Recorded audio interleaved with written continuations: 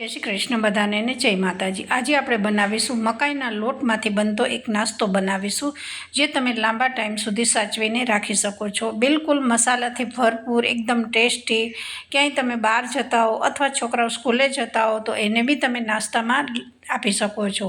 આ એક નાસ્તો એવો બનશે કે તમે ચા સાથે અથવા તમને એક નાની મોટી ભૂખ લાગી હોય, કંઈ ઘરમાં બપોરે જમવાને વાર હોય તો જરૂરથી તમે આ નાસ્તાને બનાવીને ખાઈ શકો છો।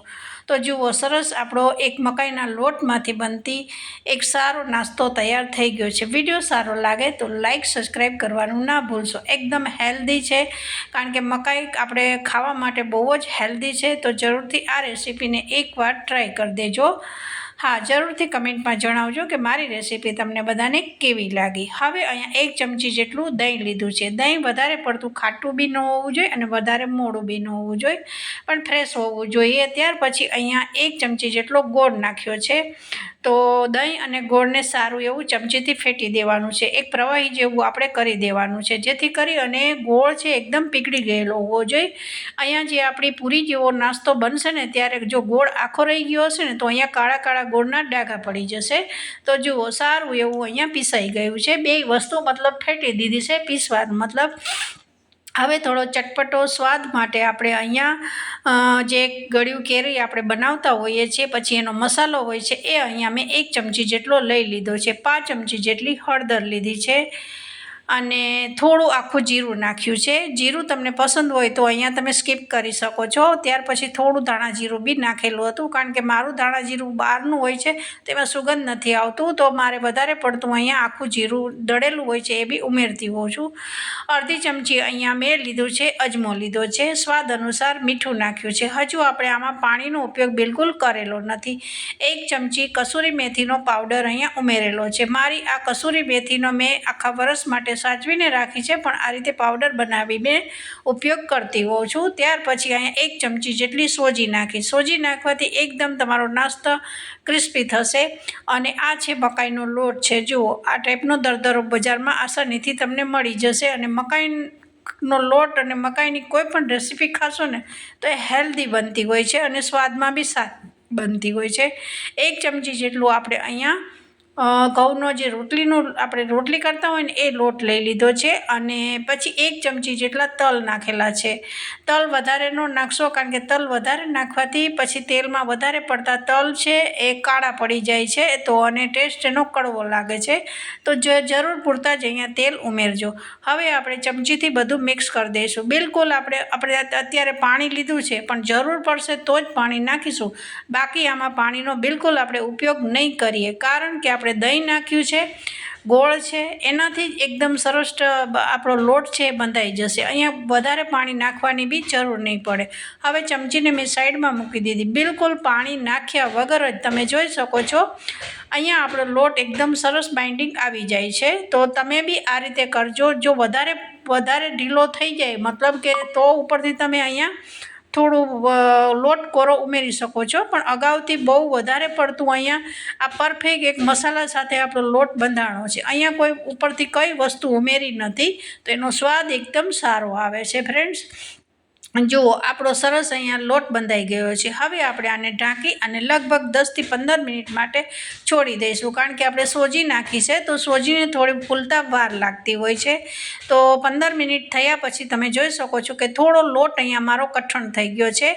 એનો મતલબ એવો છે કે સોજી છે એ સરસ જે પાણી છે થોડું બી દહીંનું છૂટ્યું છે એ બધું એબ્ઝોર્બ કરી ગઈ છે।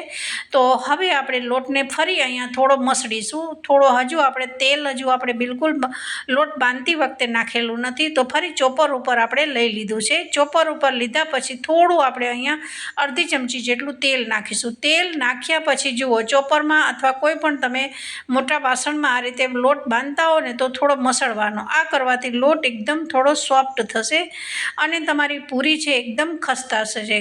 અને આમાં સોજી નાખવાથી બી એકદમ ક્રિસ્પી તો થાય જ છે, પણ વધારે તમારે આ રીતે તમને આસાની વણવામાં રહેશે। આ રીતે એકદમ લોટ સોફ્ટ કરશો તો હવે જુઓ સરસ આપણે લુવા પાડી દઈશું। લોટ આપણો સારો સોફ્ટ થઈ ગયો છે। હવે આપણે ચોપર ઉપર જ વણી દઈશું અને અહીંયા થોડી આપણે જાડી રાખવાની છે, બહુ પતલી ના રાખશો, કારણ કે બહુ પાતળી રાખશો તો એકદમ કાગળ જેવી અહીંયા નાસ્તો આપણો તૈયાર થશે મકાઈના લોટનો। તો હવે મેં કોરો લોટ લઈ લીધો છે અને થોડી થીક રાખવાની છે, બહુ જાડી નહીં અને બહુ પાતળી નહીં, એ ટાઈપનો આપણે એક મોટી રોટલી વણી દેવાની છે। જુઓ અહીંયા હું મોટી રોટલી વણી રહી છું અને જરૂરથી કોરો લોટ લેજો તો એકદમ સરસ આસાનીથી વણાઈ જાય છે। તમને પસંદ હોય તો તમે પાટલી, મને વધારે પડતું અહીંયા ચોપર જ ફાવે છે એટલે હું ચોપરમાં જ વણું છું। તો જુઓ સરસ આટલી થિકનેસ મેં રાખેલી છે, બસ આટલી તમારે જાડી થોડી રોટલી રાખવાની છે। હવે બધાના ઘરમાં આ રીતે ઢાંકણા તો મળી જ જતા હોય છે, તો થોડો શેપ આપી દેવાનો।